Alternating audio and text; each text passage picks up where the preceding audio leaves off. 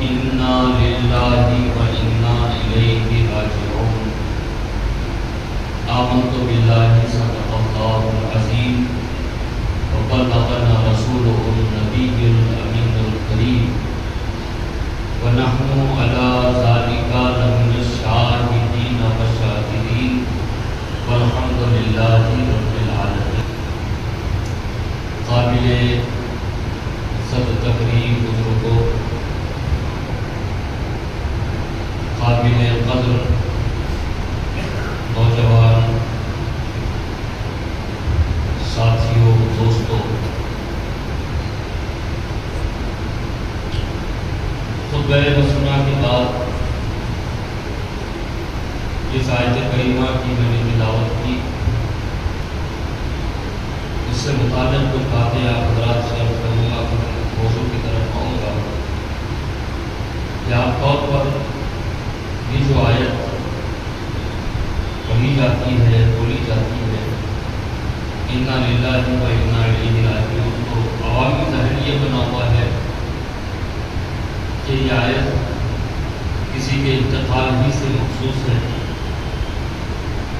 کسی کے انتقال کی اطلاع پہنچانی ہے تو یہ پڑھا جائے، کسی کے انتقال کی اطلاع ہو تو یہ پڑھا جائے.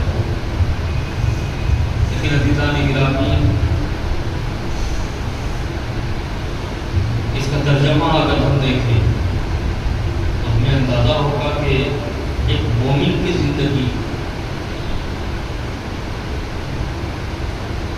اسی بات کی آماز ہونی چاہیے، مومن کی فکر یہی ہونی چاہیے، کیونکہ اس کا ترجمہ ہے کہ بے شک ہر چیز اللہ ہی کے لیے ہے اور اللہ ہی کی طرف لوٹنے والی ہے.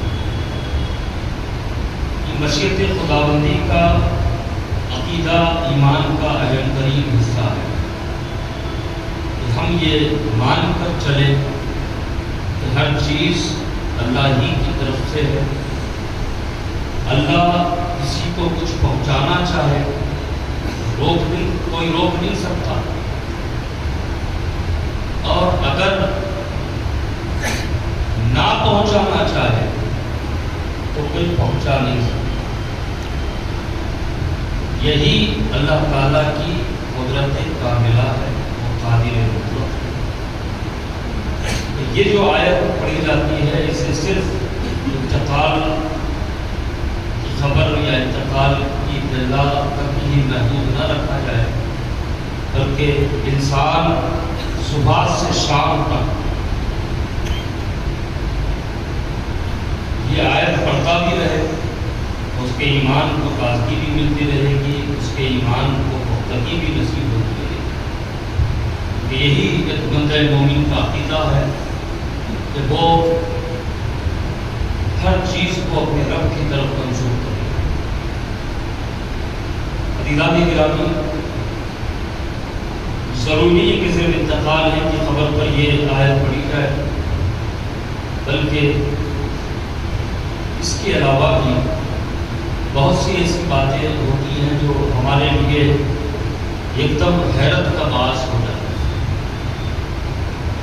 ہم تعجب میں پڑ جاتے ہیں، تو اس وقت بھی اس آیت کو دہرا لیا کریں تاکہ حیرت اور تعجب کا جو کیفیت ہم پر طاری ہو جائے، اس میں کمی واقع ہو جائے کہ نہیں یہ تو ممکن ہے.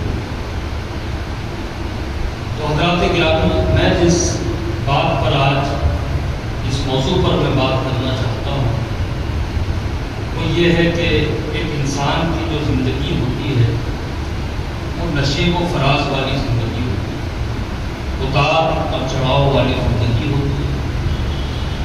کبھی اسے خوشی کے لمحات میسر آ جاتے ہیں، کبھی اسے تکلیف کے صدمات سے دو چار ہونا پڑتا ہے. اور عزیزان گرامی، خوشی ہو یا کوئی تکلیف ہو، راحت ہو یا کوئی تکلیف ہو، آسانی ہو یا کوئی سختی ہو، اس بات کا عقیدہ بنائے رکھیں کہ ہر چیز اللہ کی مرضی سے. جب بندے کو وہ خوشی دینا چاہتا ہے، بندے کو خوشی ملتی ہے اور وہ خوش ہو جاتا ہے. جب بندے کو وہ تکلیف پہنچانا چاہتا ہے تو بندے کو تکلیف ہوتی ہے اور اس کے صدمے سے اسے دو چار ہونا پڑتا ہے. اور یہی انسانی زندگی کا امتزاج ہے. انسانی زندگی کا مطلب ہی یہی ہے. کیونکہ عزیزان گرامی آپ دیکھیں انسان مسلسل ایک ہی ماحول میں اگر وہ زندہ رہنے لگے تو کچھ دن میں ہی وہ بیدار ہو جائے. ایک زمانہ تھا لاک ڈاؤن سے پہلے کی زندگی دیکھیں, کما رہے تھے, کھا رہے تھے, محنت کر رہے تھے, مشقت کر رہے تھے, لیکن ساتھ ہی اس بات کا یہ بات بھی, یہ سوچ بھی ہمارے ساتھ لگی رہتی تھی کہ بھائی یار اتنا کام کیے جا رہے ہیں, برسوں سے محنت کر رہے ہیں, برسوں سے مشقت کر رہے ہیں, کچھ آرام مل جائے, گھر میں رہیں, بھی بچوں کے ساتھ رہیں, سکون سے اپنے ٹائم سے اٹھیں, اپنے ٹائم سے سوئیں, اپنی مرضی کا کھائیں. لاک ڈاؤن ہو گیا.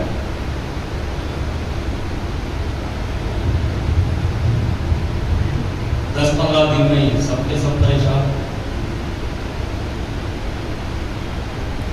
اسی طرح ایک جگہ سے دوسری جگہ پہنچنے کی کوشش کرنے لگے, گلے شکوے کرنے لگے, یار بور ہو رہی ہے, بس گھر میں بند ہو کے رہ جائے. ارے جب آپ محنت و مشقت کیا کرتے تھے اس وقت تو اس کے آرزو کرتے تھے آپ کہ آپ کو گھر میں رہنے کا موقع مل جائے.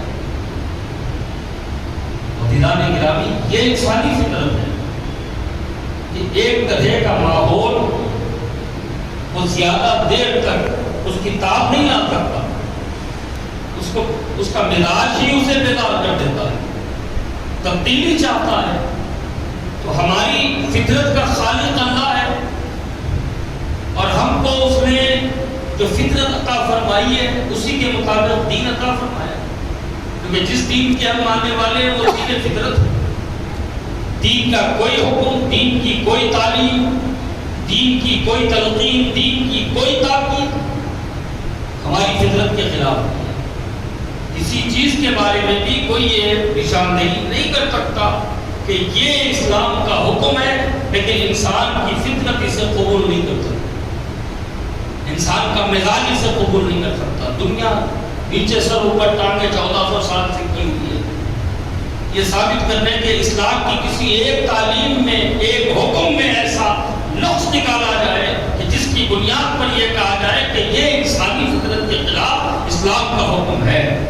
لیکن نہیں, سب عاجز ہیں, سب تھکن سے دوچار ہیں, سب گھٹنے ٹیکے ہوئے ہیں.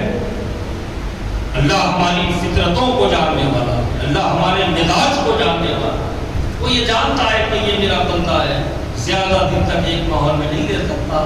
تو عزیزان گرامی انسانی زندگی میں کبھی خوشی کے لمحات رہتے ہیں, کبھی انسان کو تکلیف کے صدمات سے دوچار ہونا پڑتا ہے. یاد رکھیں یہ بھی ہمارا ایک مزاج ہے کہ خوشی کے لمحات ہمیں ملے تو دن گزرنے کا پتہ ہی نہیں چلتا. اب بندہ خوش ہے, کتنا وقت گزر رہا ہے اسے اس بات کا احساس بھی نہیں ہوتا. دن گزار دیتے ہیں, ہفتے گزار دیتے ہیں, مہینے گزار دیتے ہیں, سال گزار دیتے ہیں, پتہ ہی نہیں چلتا. ارے یار مطمئن زندگی گزر رہی ہے, سال گزرنے کا بھی پتہ نہیں چلا. یہ انسانی مزاج ہے. لیکن جب اسی انسان کو کسی تکلیف دہ لمحے سے اس کا سامنا ہوتا ہے تو عزیزان گرامی وہ لمحے بھی گن لیتا ہے, وہ گھنٹے بھی گن لیتا ہے, وہ دن بھی گن لیتا ہے, وہ ہفتے بھی گن لیتا ہے, وہ سال بھی گن لیتا ہے. اتنے برسوں سے میں تکلیف میں مبتلا ہوں. جب خوشی کے لمحات اسے ملے تھے تو سالوں کا پتہ نہیں چلا کہ کدھر سے کدھر سال گزر گئے. لیکن تکلیف کا لمحہ بھی اس کو ایک پہاڑ کی طرح وزنی محسوس ہوتا ہے. یاد رکھیں عزیزو, تکلیف کا جہاں تک معاملہ ہے, مصیبت کا جہاں تک معاملہ ہے, پریشانی کا جہاں تک معاملہ ہے, یہ کسی کے پاس اتنا ہی پہنچتی ہے جتنا اس کے اندر تاب ہوتی ہے, جتنی اس کی طاقت ہوتی ہے، جتنی اس کی توانائی ہوتی ہے. کیوں؟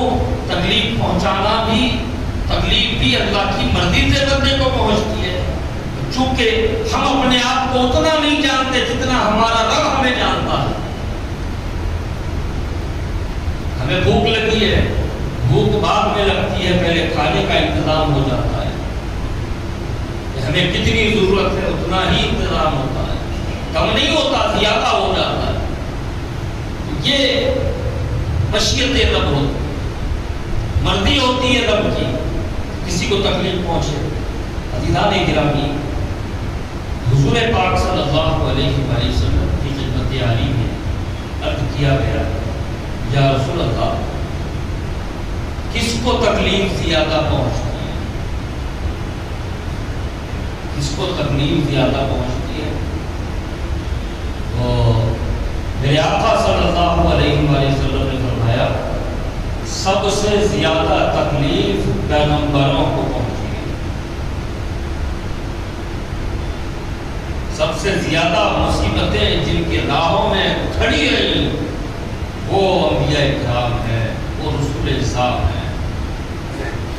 پھر ان کے بعد جن کی فضیلت ہے، ان کے بعد جن کا مقام ہے، ان کے بعد جن کا مرتبہ ہے، درجہ بدرجہ، درجہ بدرجہ تکلیف کم ہوتی چلی جاتی ہے. یعنی بندے کا معیار جتنا گھٹتا ہے، تکلیف بھی اتنی ہی چھوٹی ہوتی چلی جاتی ہے. پتہ چلا کہ تکلیف کا بڑا ہونا انسان کے چھوٹے ہونے کی دلیل نہیں ہے،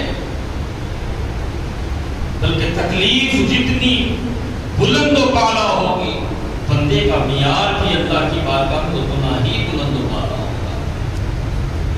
اور ہم کو جو تکالیف پہنچتی ہیں، انبیاء کرام مسلم نظام کے جو تکالیف رہی ہیں، ان کے راستے میں جو مصیبتیں رہی ہیں، ان کے راستے میں جو رکاوٹیں رہی ہیں، اس کے مقابلے میں ہماری تکالیف تو کچھ نہیں، ہماری پریشانیاں، ہماری مصیبتیں کچھ نہیں ہیں. لیکن عزیزان گرامی، اپنے مزاج کو لے کر ہم کیا کریں؟ جب ہمیں خوشی ملتی ہے تو پھر ہم اپنے آپ میں اس قدر مست اور مگن ہو جاتے ہیں کہ اللہ کا شکر ادا کرنے کا موقع بھی ہمیں نہیں ملتا، فرصت بھی ہمیں نہیں ملتی.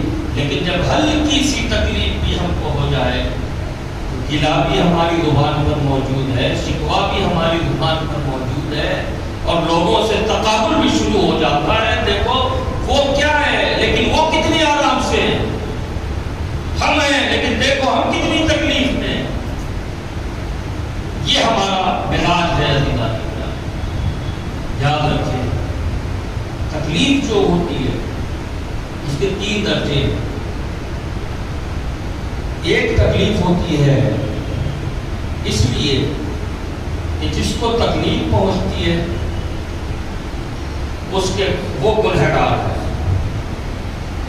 کیونکہ اللہ سبحانہ و تعالیٰ کا وعدہ ہے کہ قیامت میں جو عذاب بندے کو ہوگا وہ دور والا عذاب ہے. یعنی قیامت بندہ دنیا سے گزرے گا، پھر قبر میں پڑا رہے گا، پھر ایک دن سور پھونکا جائے گا، پھر وہ قبر سے اٹھے گا اور پھر میدان حشر میں پہنچے گا.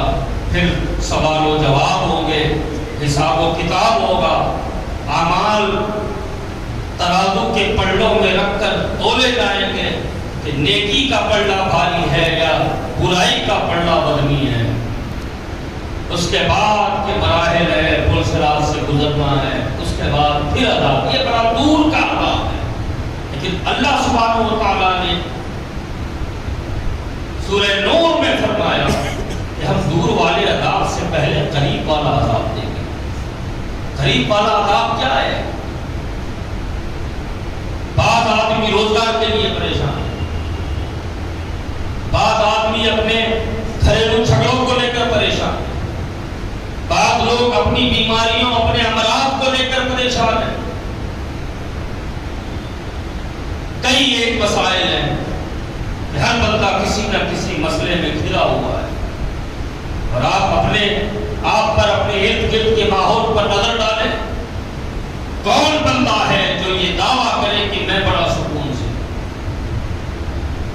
ہم یہ سمجھتے ہیں کہ جس کے پاس دولت نہیں ہے وہ یہ سمجھتا ہے کہ دولت سکون کا ذریعہ ہے. اچھا عالیشان گھر، لگژری فلائٹ ہمارے لیے سکون کا ذریعہ ہے، بہترین کار ہمارے لیے سکون کا ذریعہ ہے. اچھا کھا لیں اس سے سکون مل جائے گا، اچھا سو لیں، اچھا پہن لیں اس سے ہم کو سکون مل جائے گا. لیکن عزیزان گرامی جس کے پاس یہ سب کچھ ہے، دولت بھی موجود ہے،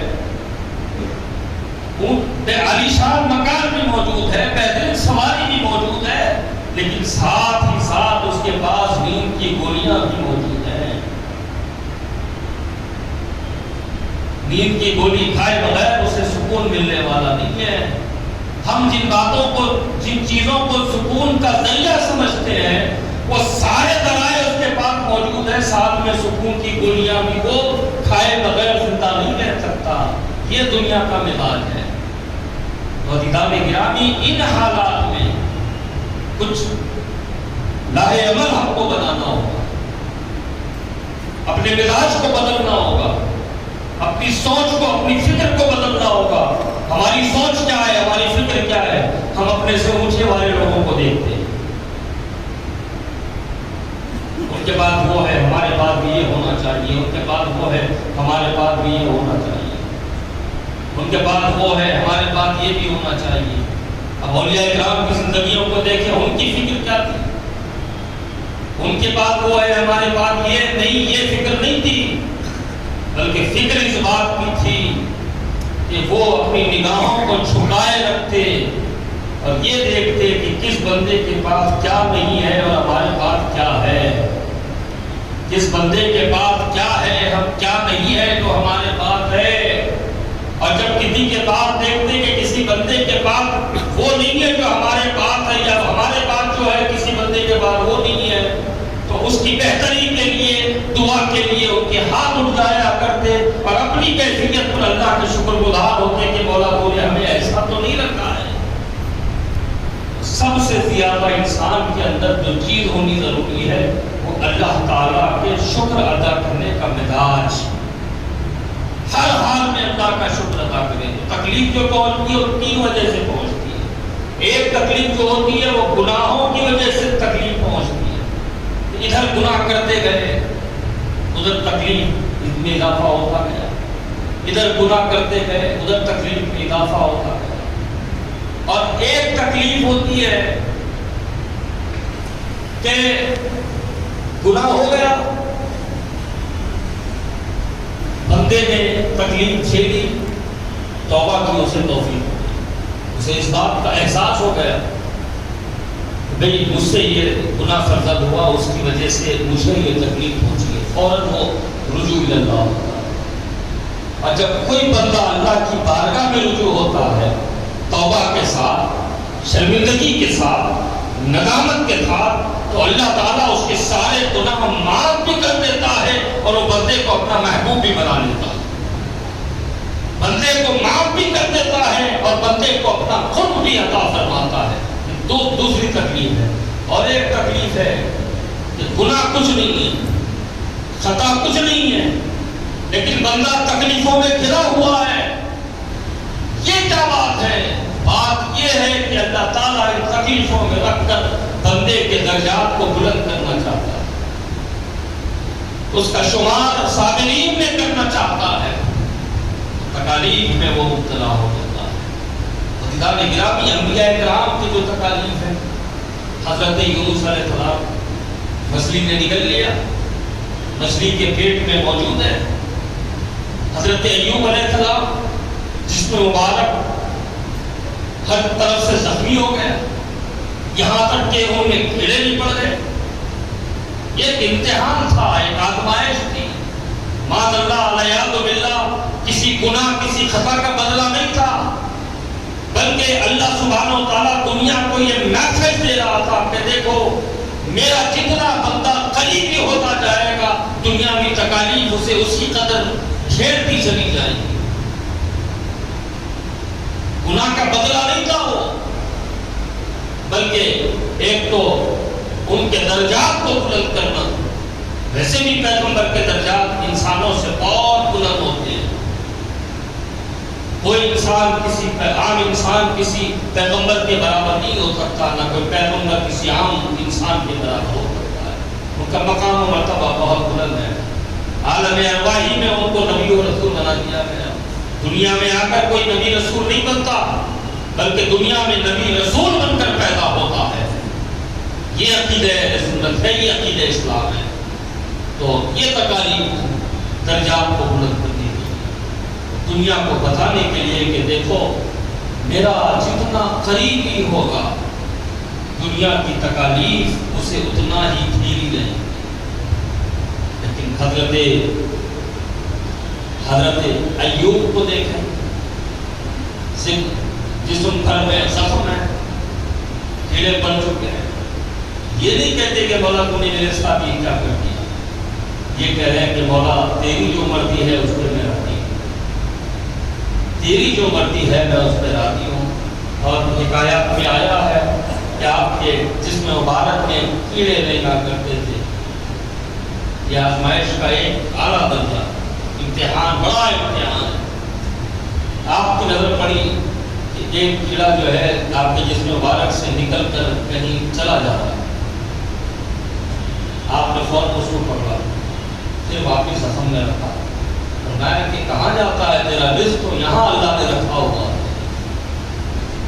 عزیزان گرامی، یہ ایک تکلیف ہوتی ہے درجات کو بلند کرنے کی۔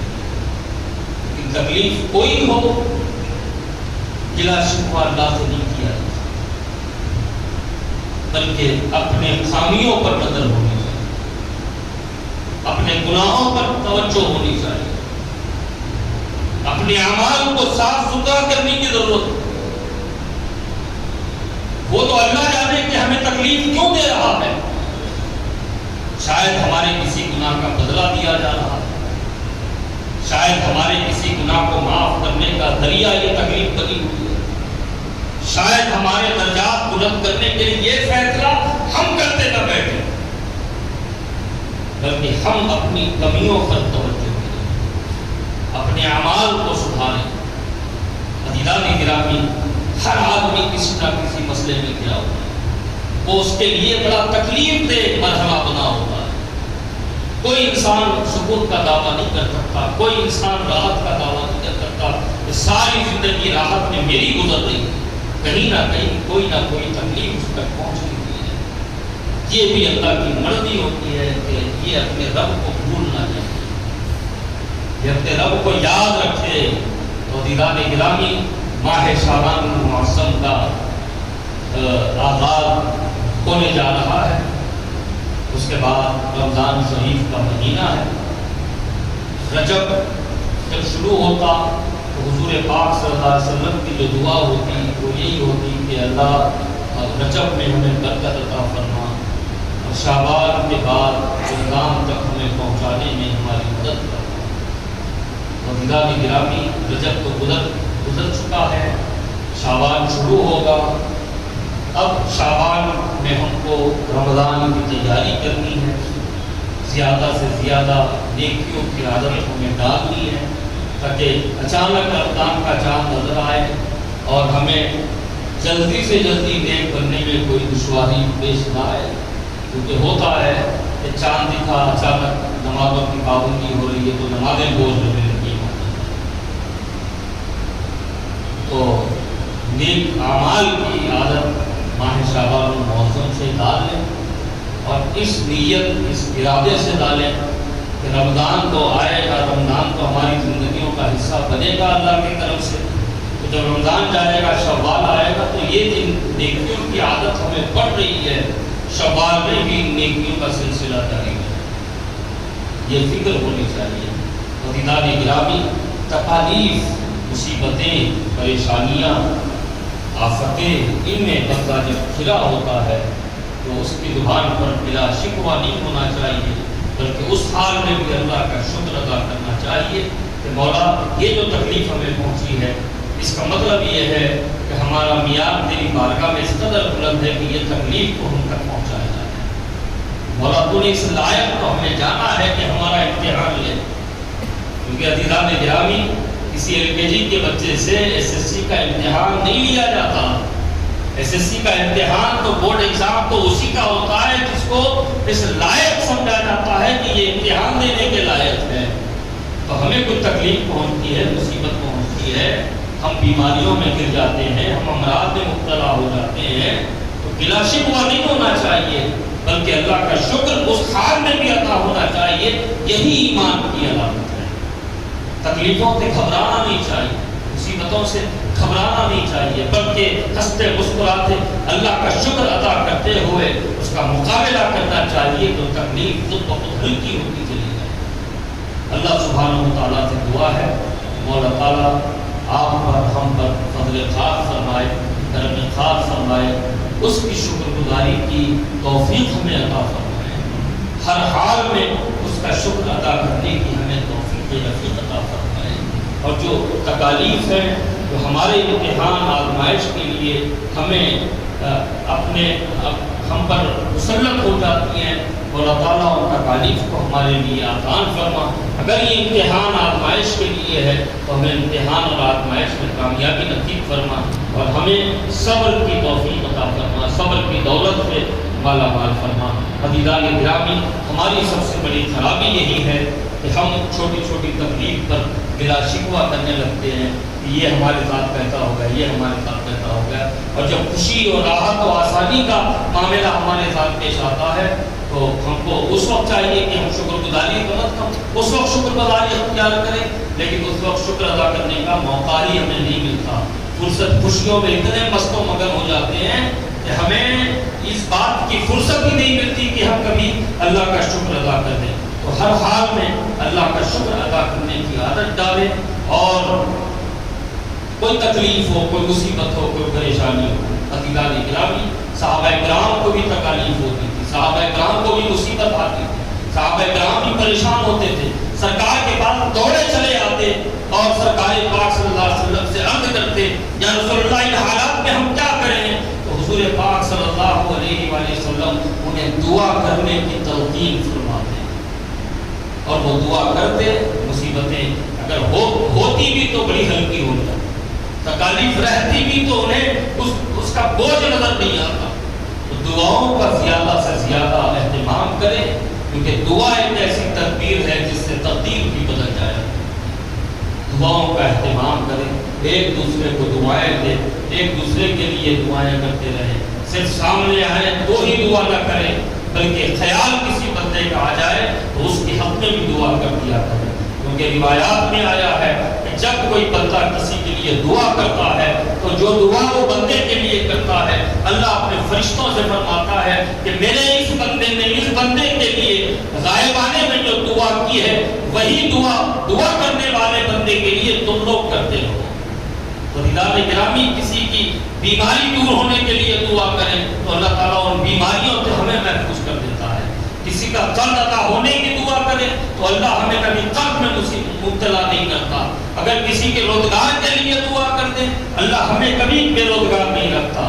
کسی کے رزق میں اضافے کے لیے دعا کر دیں اللہ ہمیں ہمارے رزق میں ہمیشہ خوشحالی عطا فرماتا ہے.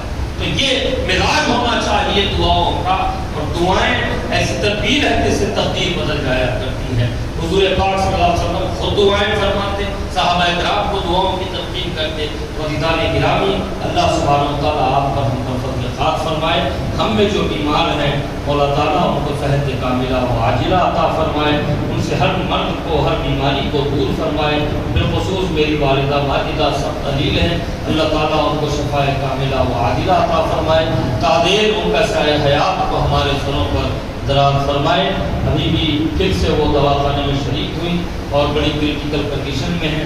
آپ لوگوں سے دعاؤں کی درخواست ہے اللہ تعالیٰ ان کو صحت و تندرستی کے ساتھ ان کی عمر میں دراز کی عطا فرمائے. آپ کے پاس سے میں معلومہ کرتا ہوں کہ میری والدہ کے لیے اپنی خاص دعاؤں میں اس میری والدہ کی صحت کے لیے بھی دعا کو شامل کریں. اللہ سبحانہ و تعالیٰ آپ کی ہماری دعاؤں کو قبول و منظور فرمائے. آخر دعوانا الحمدللہ رب العالمین.